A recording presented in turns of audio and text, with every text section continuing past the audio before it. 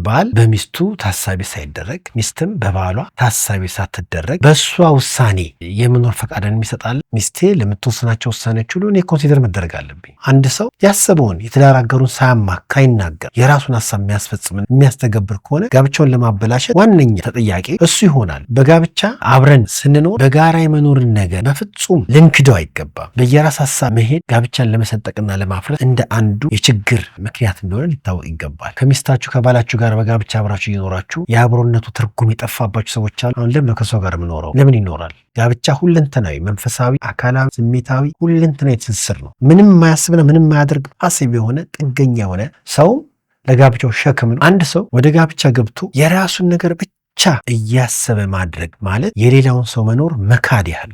ከወደድሽኝ ውሳኔዎችን አትቃወም፣ ከወደድከኝ የምለውን አድርግ የሚባሉ መውደድን ለአስገዳጅ ነገር ሰዎች ይጠቀሙታል። ሚስቴን ተረድቻታለሁ፣ ባሌን ተረድቼዋለሁ በሚል ሌላውን ለመረዳት መሞከር ራሱ አንድ ብስለት ነው።